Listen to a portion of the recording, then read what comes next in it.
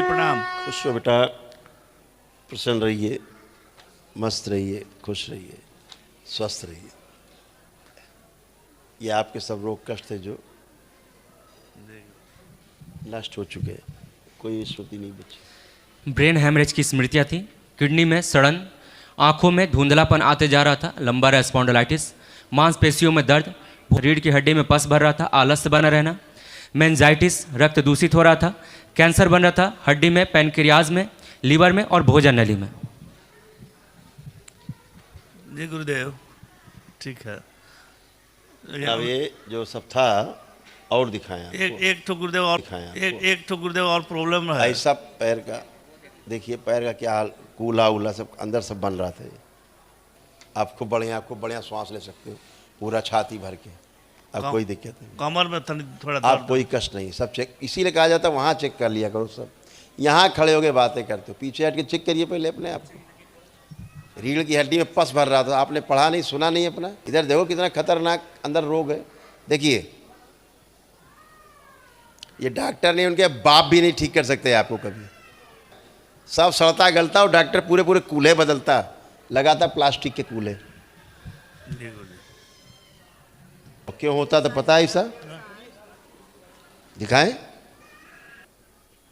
बलि प्रथा से जुड़े होने के कारण आपके डीएनए के लोग उसको पूजा मानते हैं। बलि प्रथा से। गुरुदेव, अभी हम लोग का जॉइंट फैमिली है, हमारे बाबू जी 4 भाई हैं। 6 माह में 2 ठो मेरी चाची लोग मर गई, नया नया एकदम। थोड़ा स्थिति विचित्र चल रहा है। बिल्कुल बेटा, अकाल मृत्यु का था ही, ऐसे काली ऊर्जा थी आपके डीएनए में। दिखा दो।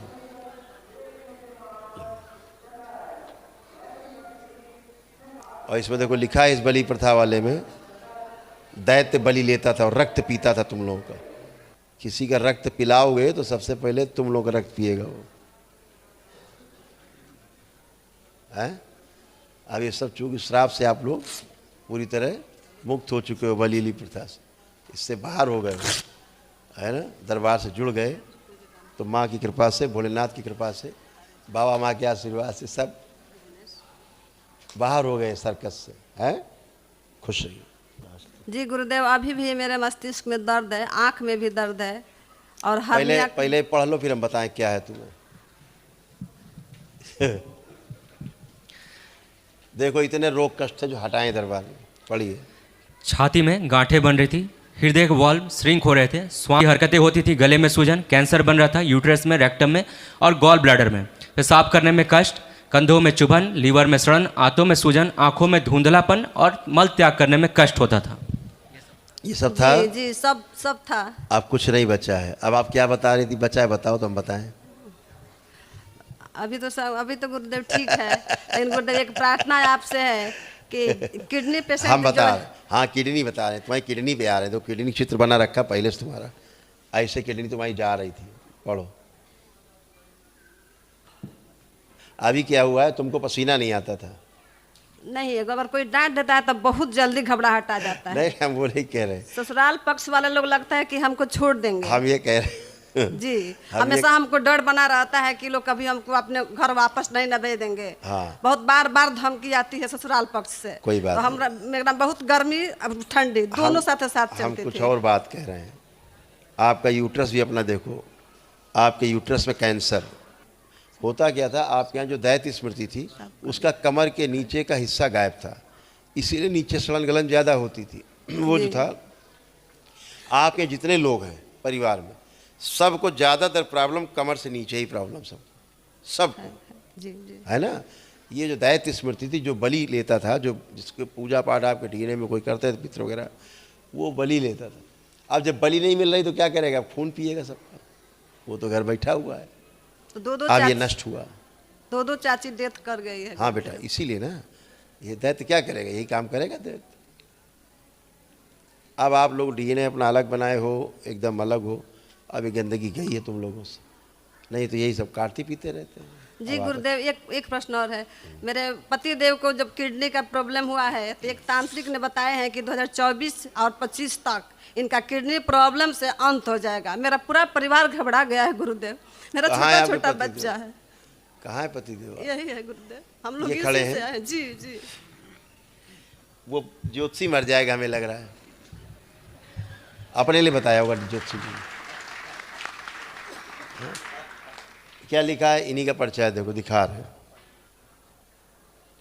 दिखाओ। ये इन्हीं का पर्चा है जो दिखाए थे हम, 4 नंबर पर्चा इन्हीं का था, दिखाओ। देखो क्या लिखा है? किडनी में सड़न लिखा है। कोई कष्ट है किडनी में वहाँ? जी अब वहाँ कोई कष्ट है पीछे? कोई लग रहा है? जी ना, अभी तो फिलहाल कुछ नहीं लग रहा है। आपको अब पसीना आएगा, अब आपको सर्दी में पसीना आएगा। पसीना तो ऐसे भी आते रहता है। नहीं आता था, झूठ मत बोलिए।